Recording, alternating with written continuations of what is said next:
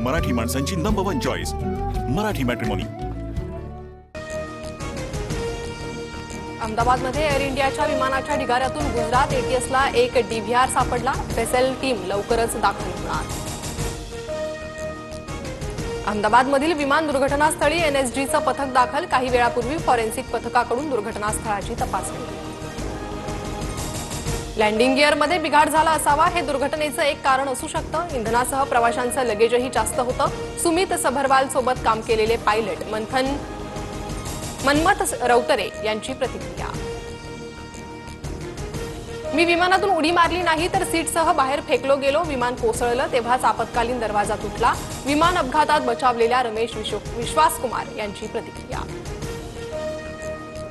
विमान अपघातानंतर हॉस्टेल कॅन्टीनमध्ये जेवण बनवणारी महिला आणि त्यांची नात बेपत्ता। विमान हॉस्टेलवर येऊन कोसळल्यानं अनेक विद्यार्थी जखमी। विमान दुर्घटनेमुळे मृतदेहांची ओळख पटवण्यात अडचण। नातेवाईकांचा डीएनए मृतांशी मॅच झाल्यानंतर मृतदेह देण्यात येणार।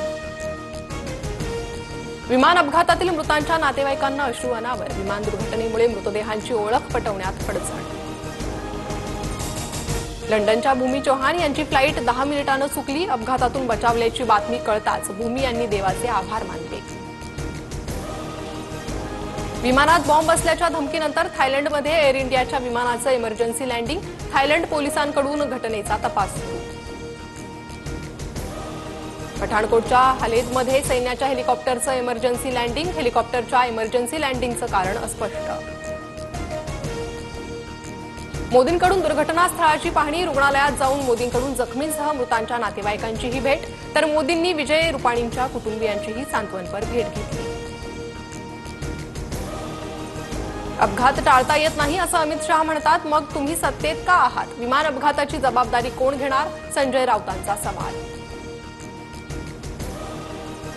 कॉन्फिगरेशन एररमुळे अहमदाबादमध्ये विमान अपघात झाल्याची शंका। टेक ऑफ दरम्यान विमानाच्या सेटिंग्जमध्ये त्रुटी असल्याची शक्यता।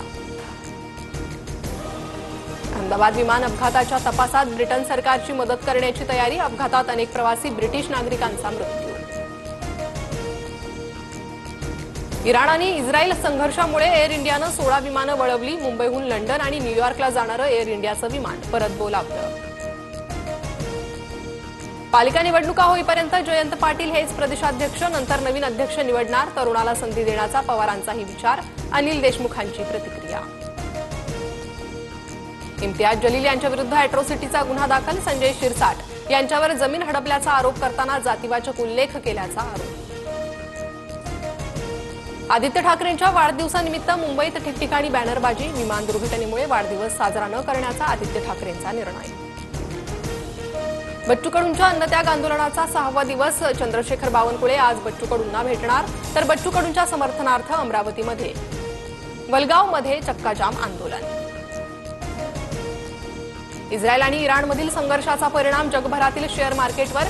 सेन्सेक्स 1200 तर निफ्टी 50 अंकांनी घसरला। शिर्डीच्या साई मंदिरातील फुलं, हार आणि प्रसादावरील बंदी उठवली। मात्र प्रवेशद्वारावर बिलाची पावती दाखवणं बंधनकारक।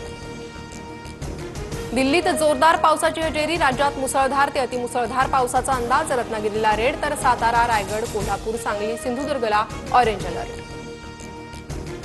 पुणे, अहिल्यानगर, वाशिमसह जळगावात जोरदार पावसाची हजेरी। जळगावात पावसानं 10 घरांची पडझड तर 4000 हेक्टरवरील पिकांचं नुकसान।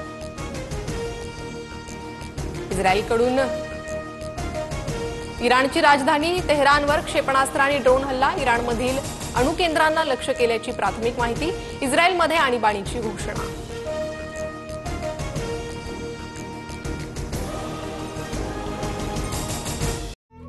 मराठी माणसांची नंबर 1 चॉईस मराठी मॅट्रिमोनी।